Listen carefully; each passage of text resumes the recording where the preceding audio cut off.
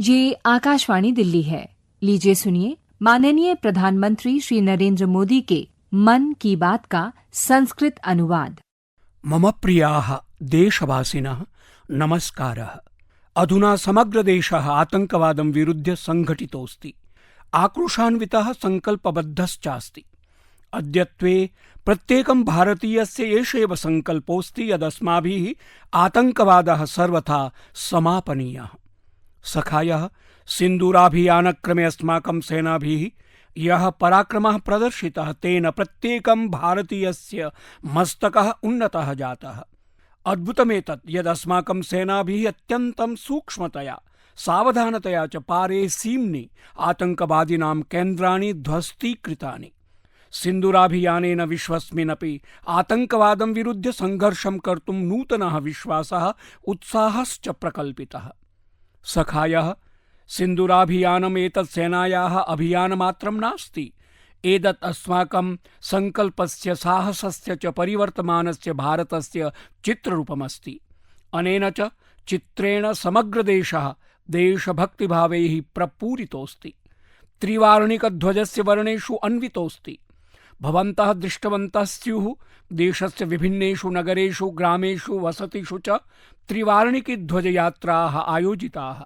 सहस्रशः जनाः हस्तेषु त्रिवार्णिकध्वजम् आदाय देशस्य सेनाः प्रति वन्दनं किञ्च अभिनन्दनं कर्तुं निर्गताः आसन्।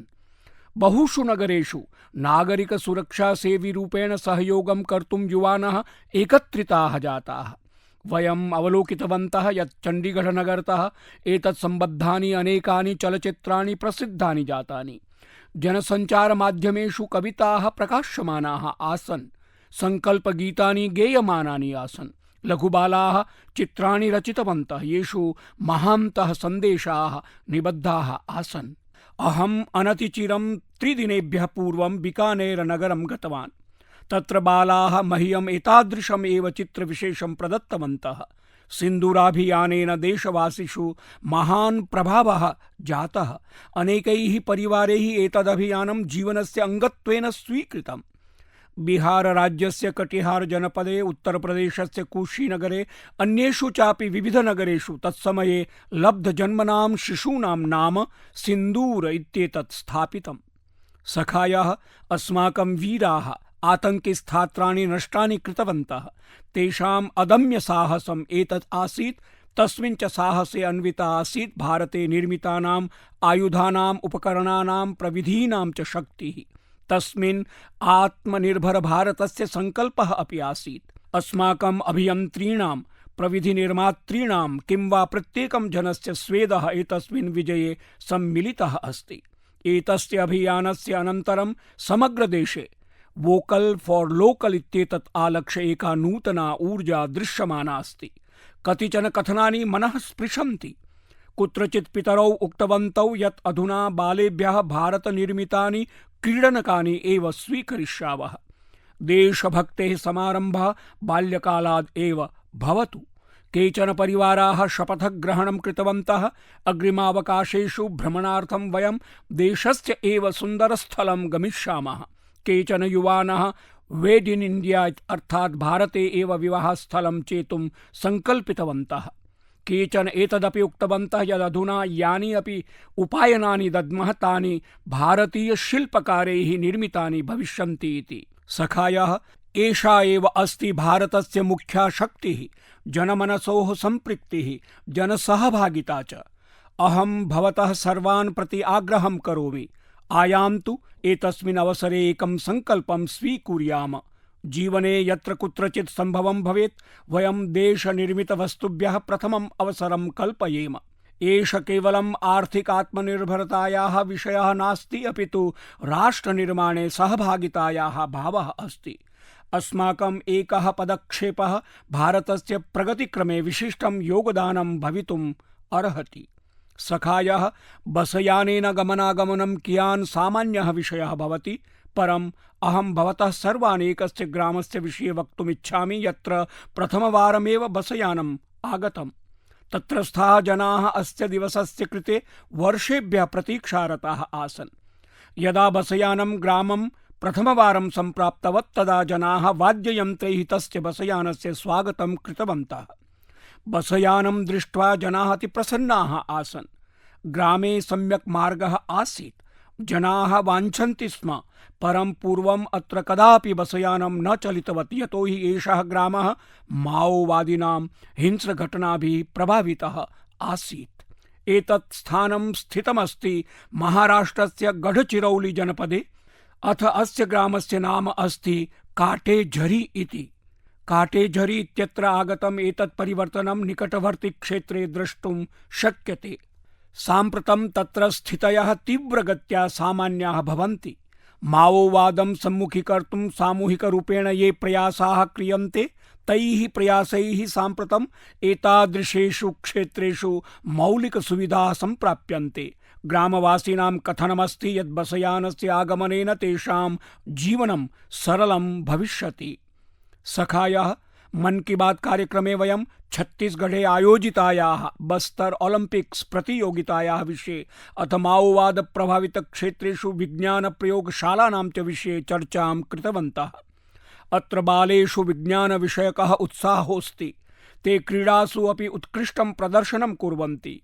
एतैः प्रयासैः स्पष्टं भवति यत् एतादृशेषु स्थलेषु ये जनाः निवसन्ति ते साहसेन पूरिताः भवन्ति।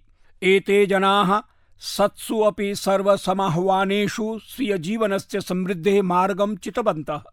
अहमेतत् ज्ञात्वा प्रसन्नः अभवं यत् दन्तेवाडा जनपदस्य 10म्याः 12स्याश्च परीक्षाणां परिणामाः उत्कृष्टाः अवर्तन्त। प्रतिशतं 95मितेन परीक्षापरिणामेन सह एषः जनपदः 10म्याः परीक्षापरिणामे शीर्षस्थानं प्राप्तवान्। सहैव 12स्याः परिणामेन सह एषः जनपदः छत्तीसगढ़े 6ठं स्थानं प्राप्तवान्। चिन्तनीयं, यस्मिन् दन्तेवाडा जनपदे कदाचित् माओवादः चरमसीमायाम् आसीत्, साम्प्रतं तत्र शिक्षाया सुप्रभावः सर्वत्र प्रसृतः अस्ति। एतादृशं परिवर्तनम् अस्मान् सर्वानपि गर्वान्वितान् करोति। मम प्रियाः देशवासिनः, साम्प्रतमहं सिंहैः सम्बद्धानाम् एकां सुखप्रदां वार्तां कथयामि।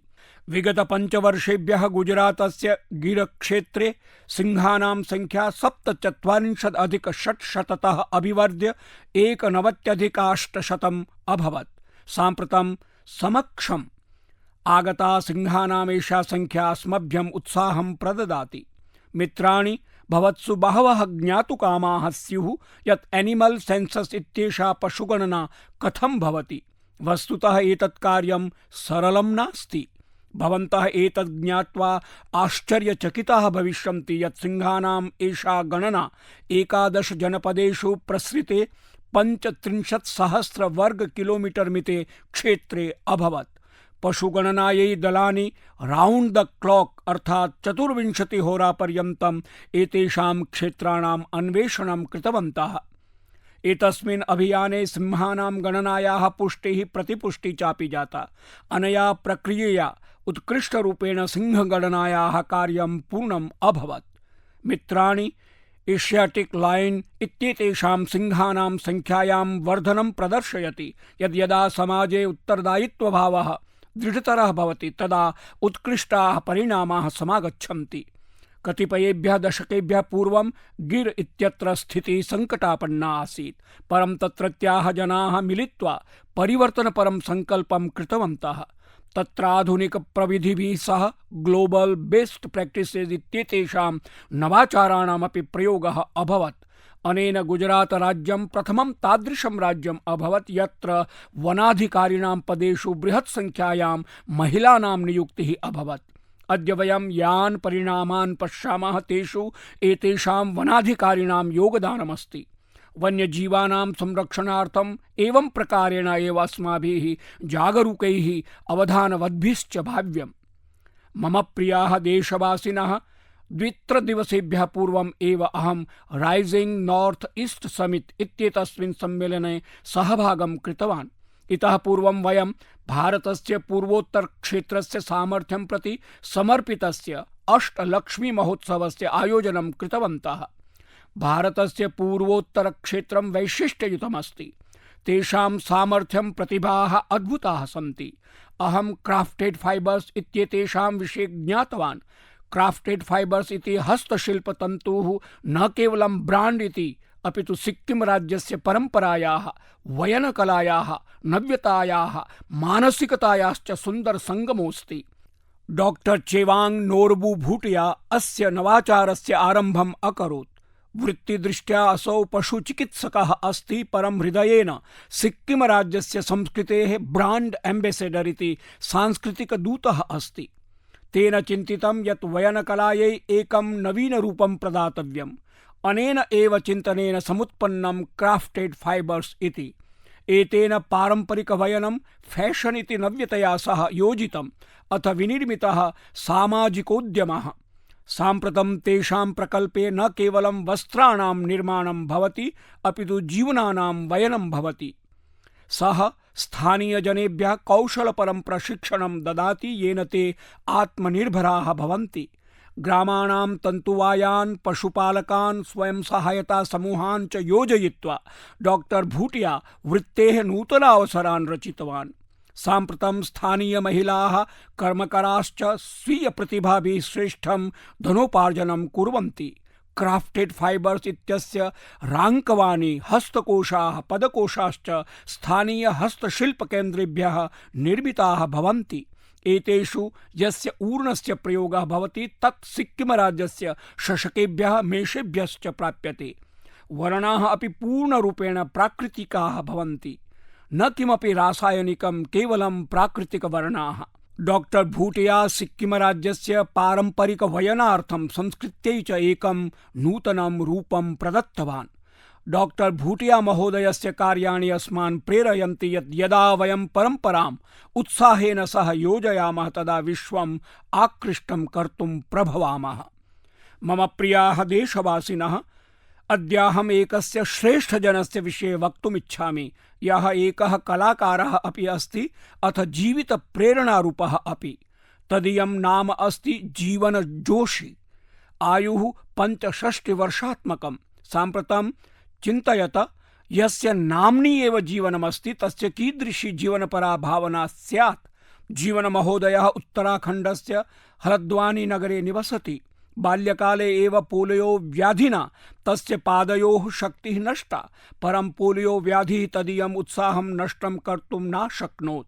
तस्य चलनस्य गतिः मन्दा जाता, परं तस्य मनः कल्पनायाः प्रत्येकम् उड्डयनं कृतवत्। एतस्मिन् एव सञ्चरणक्रमे जीवनमहोदयः एकाम् अद्भुतां कलां रचितवान्।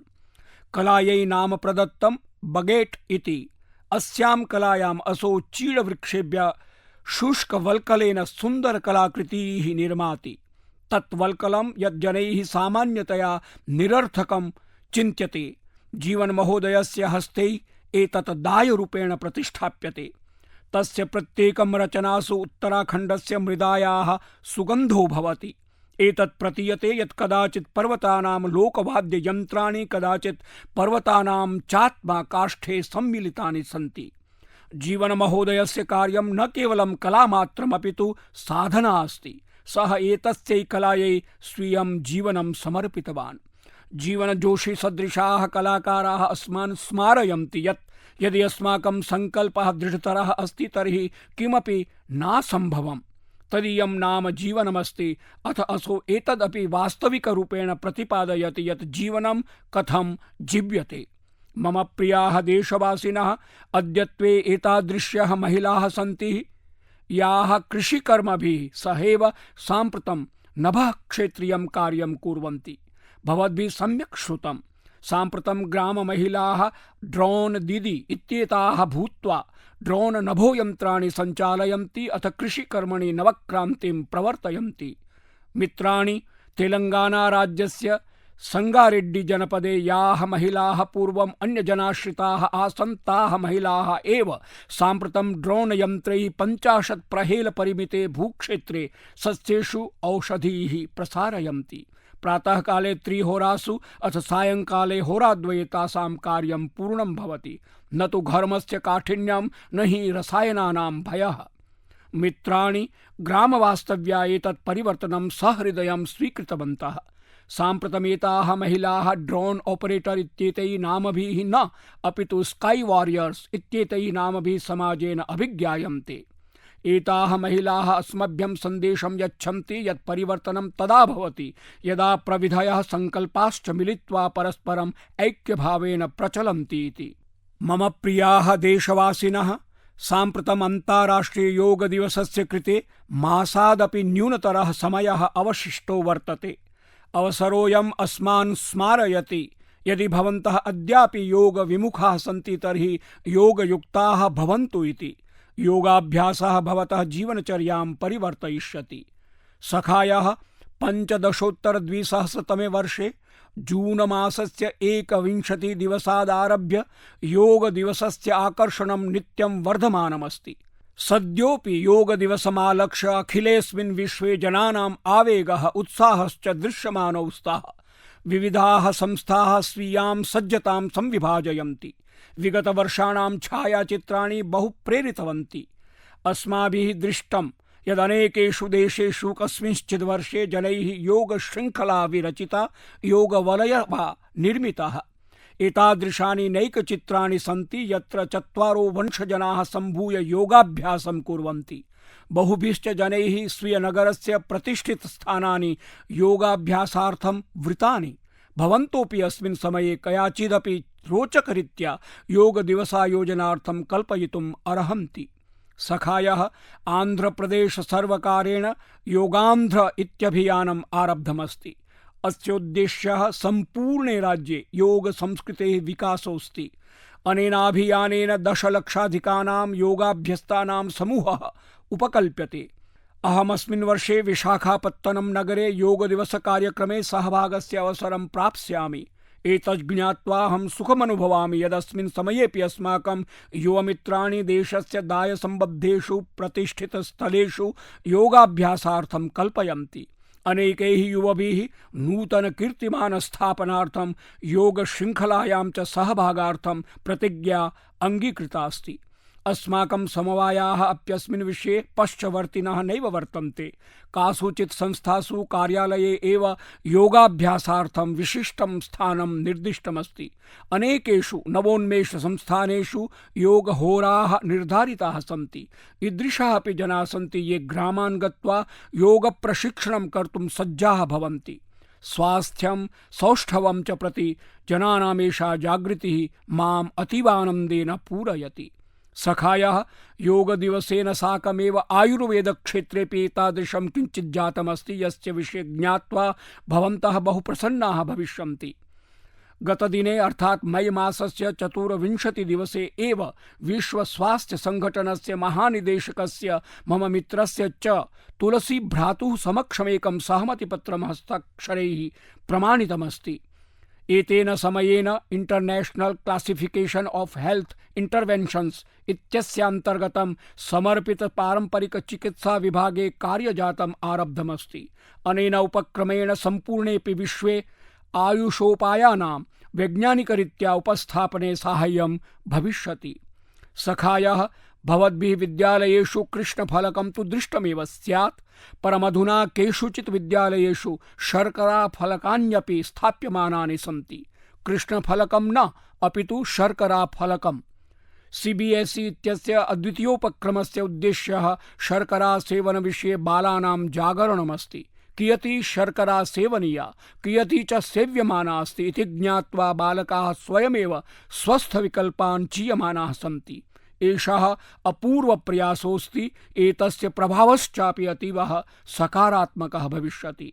बाल्यादेव स्वस्थजीवनवृत्तस्य अभ्यासप्रवर्तने अयमतितरां सहायकः भवितुमर्हति। अनेकैः अभिभावकैः एतत् प्रशंसितमस्ति। अहं च स्वीकरोमि यद् ईदृशाः उपक्रमाः कार्यालयेषु, भोजनालयेषु, संस्थासु चापि व्यवहार्याः स्युः। अन्ततः यदि स्वास्थ्यमस्ति तदेव सर्वमस्ति। स्वस्थं भारतमेव शक्तभारतस्य आधारो वर्तते। मम प्रियाः देशवासिनः, यदि स्वच्छ भारतस्य चर्चा भवेत्, मन की बात श्रोतारश्च पृष्ठतः स्युः। एतत् कथं भवितुमर्हति? मम पूर्ण विश्वासोऽस्ति यत् भवन्तः सर्वे आत्मनः पक्षतः एतदभियानं सुदृढीकुर्वन्तः सन्ति। परमद्याहं भवद्भ्यः एकम् उदाहरणं प्रस्तोतुमिच्छामि यत्र स्वच्छतायाः संकल्पेन पर्वतसदृशमपि महनीयं समाह्वानं परास्तमस्ति। भवन्तः कल्पयन्तु यत् कोऽपि जनः हिमवन्तं पर्वतम् आरोहति यत्र श्वसनमपि दुष्करं भवति, प्रतिपदं च जीवितम् आशंकितं भवति, तदापि चैषः तत्र स्वच्छताकार्ये लग्नो वर्तते। एतादृशमेव किमपि अस्माकं भारत तिब्बत सीमारक्षिणां दलेन सम्पादितमस्ति। दलमिदं हि मकालु सदृशस्य विश्वस्य कठिनतमशिखरस्य आरोहणार्थं गतवदासीत्, परं सखायः तैः केवलं पर्वतारोहणमेव नाचरितम्, अपितु स्वीये लक्ष्ये अन्यदपि उद्देश्यं योजितं, स्वच्छतायाः अभियानम्। शिखरं निकषा यदवकरं व्याप्तमासीत् तस्यापसारणार्थं तैः उपक्रमः आरब्धः। भवन्तः कल्पयन्तु, दलसदस्याः प्रायः 150 किलोमितभाराद् अपि अधिकतरम् अजैव अपघटनीयम् अपशिष्टम् आत्मना साकम् अधस्तात् आनीतवन्तः। एतादृशायाम् ऊर्ध्वतायाम् अवकरशोधनं सुलभं कार्यं नैवास्ति, परमिदं दर्शयति यत् यत्र संकल्पः भवति तत्र मार्गः स्वयमेव उद्भवति।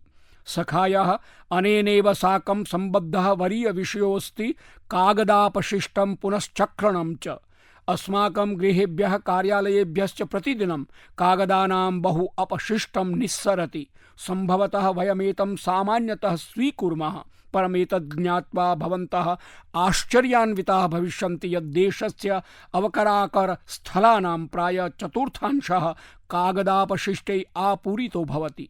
अद्य आवश्यकमस्ति यत् प्रत्येकं जनः अस्यां दिशि अवश्यं चिन्तयेत्।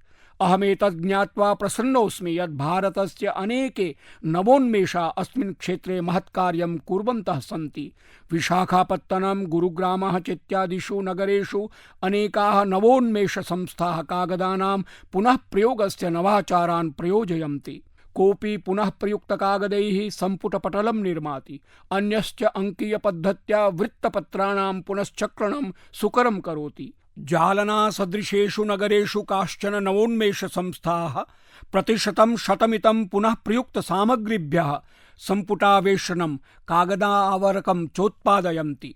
भवन्तः एतत् ज्ञात्वा प्रेरिताः भविष्यन्ति यत् 1 टन मितानां कागदानां पुनश्चक्रेण 17 वृक्षाणां कर्तनं वार्यते। सहैव च सहस्राधिक लीटर परिमाणं जलं रक्षितं भवति। चिन्तयन्तु, यदा पर्वतारोहिणः तादृशीषु कठिनस्थितिषु अवकरान् प्रत्यानेतुं शक्नुवन्ति तदा अस्माभिः अपि स्वीयेषु गृहेषु कार्यालयेषु च कागदानां पुनः प्रयोगाय योगदानम् अवश्यं करणीयम्। यदा देशस्य प्रत्येकं नागरिकः चिन्तयिष्यति यदहं देशस्य कृते किं नाम श्रेष्ठतरं कर्तुं शक्नोमि, तदैव वयं मिलित्वा महत् परिवर्तनं कर्तुं शक्नुमः। सखायः विगतेषु दिनेषु खेलो इंडिया स्पर्धानां महती शोभा अवर्तत। खेलो इंडिया क्रीडानाम् आतिथ्यं बिहारस्य 5 नगरैः सम्भूय विहितमासीत्। तत्र विविधवर्गाणां स्पर्धाः आयोजिताः। समग्र भारतात् तत्र प्राप्तानां क्रीडकानां संख्या 5,000,000 वर्तत। एतैः क्रीडकैः बिहारस्य क्रीडाभावनायाः, बिहारजनानां चात्मीयतायाः महती प्रशंसा विहितास्ति। सखायः बिहारस्य भूमिः अतीव विशेषा अस्ति। अस्मिन् आयोजने अत्र नैकानि विशिष्टवृत्तानि घटितानि। खेलो इंडिया युवक्रीडानां प्रथममेतत् संस्करणमासीत् यद्धि ओलम्पिक चैनल इत्याख्येन प्रसारकेण सम्पूर्णेऽपि विश्वे प्रदर्शितम्। अखिलविश्वस्य जनाः अस्माकं युवक्रीडकानां प्रतिभां दृष्टवन्तः, प्रशंसितवन्तश्च। अहं सर्वेभ्यः पदक विजेतृभ्यः, विशेषतया शीर्षत्रय विजेतृभ्यः महाराष्ट्र, हरियाणा, राजस्थानी च भृशम् अभिनन्दामि। सखायः वर्षेऽस्मिन् खेलो इंडिया स्पर्धासु आहत्य 26 मितानि कीर्तिमानानि स्थापितानि। भारोत्तोलन स्पर्धासु महाराष्ट्रस्य अस्मिता धोने, ओडिशायाः हर्षवर्धन साहुः, उत्तरप्रदेशस्य च तुषार चौधरी इत्येतेषाम् उत्कृष्ट प्रदर्शनेन सर्वेषां हृदयानि वशीकृतानि। तत्रैव महाराष्ट्रस्य साईराज परदेशी इत्यनेन तु 3 कीर्तिमानानि रचितानि। धावनस्पर्धासु उत्तरप्रदेशस्य कादिर खानः, शेख जिशानः अपि च राजस्थानस्य हंसराजः अत्युत्कृष्टं प्रदर्शनं कृतवन्तः। समयेऽस्मिन् बिहारराज्यमपि 36 मितानि पदकानि जितवत्। सखायः यः खेलति स एव विकसति। यूनां क्रीडा प्रतिभानां कृते स्पर्धायोजनम् अतीव महत्त्वं धारयति। एतादृशा एव उपक्रमाः भारतीयक्रीडानां भविष्यं समृद्धतरं करिष्यन्ति। मम प्रियाः देशवासिनः, एतन्मासस्य 20 दिने विश्वमक्षिकादिवसः आचरितः। एषः दिवसः अस्मान् स्मारयति यत् मधुजातं हि केवलं माधुर्यस्य नैव अपितु स्वास्थ्यस्य, स्वीयवृत्तेः, आत्मनिर्भरतायाश्चापि प्रतिमानमस्ति। विगतेषु 11 वर्षेषु भारते मधुमक्षिकापालने मधुरक्रान्तिः सञ्जाता अस्ति। अद्यतः 10-11 वर्षपूर्वं भारते मधुनः उत्पादनं प्रतिवर्षं 70 तः 75 सहस्र मीट्रिक टन पर्यन्तं भवति स्म। अद्य एतत् एधित्वा प्रायः 1.5 लक्ष मीट्रिक टन पर्यन्तं सञ्जातमस्ति। एतस्य अर्थोऽस्ति यत् मधुत्पादने प्रतिशतं प्रायः 60 मिता वृद्धिः जाता अस्ति। मधुत्पादने निर्याते च वयं विश्वस्य अग्रणीदेशेषु अन्यतमाः स्मः।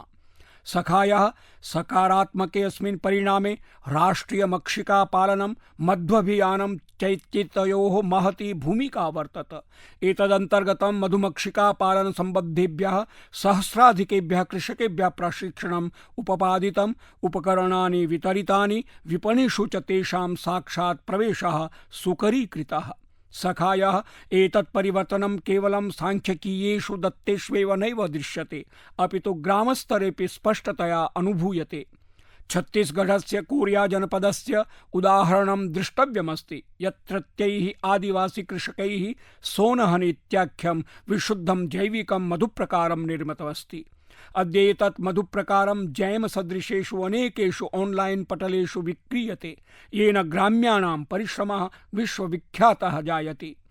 एवमेव उत्तर प्रदेश, गुजरात, जम्मू काश्मीर, पश्चिम बंग, अरुणाचलादिषु सहस्राधिकाः महिलाः, युवानश्च साम्प्रतं मधुद्यमिनः सञ्जाताः सन्ति। सखायः अधुना मधुनः परिमाणेन सहैव एतस्य शुद्धता विषयेऽपि कार्यं क्रियते। केचन नवोन्मेष संस्थाः अधुना कृत्रिम प्रज्ञया, अंकीय प्रविध्या च मधुनः गुणवत्तां प्रमाणयन्ति। इतः परं भवन्तः यदापि मधु क्रीणन्तु चेत् तर्हि एतैः मधुद्यमिभिः निर्मितं मधुजातं अवश्यं प्रयोजयन्तु। प्रयासं कृत्वा केनापि स्थानीय कृषकेण, महिला उद्यमिना वा मधुक्रयं कुर्वन्तु। यतो हि तस्मिन् मधुबिन्दौ न केवलं स्वादः अपितु भारतस्य श्रमः, आशा च सम्मिलिता भवति। मधुमाधुर्यमिदं हि स्वाश्रित भारतस्य स्वादोऽस्ति। सखायः यदा वयं मधुसम्बद्धानां देशानां प्रयासविषये चर्चामहे तदा अहं भवतः अन्यस्यापि उपक्रमस्य विषये वक्तुमिच्छामि।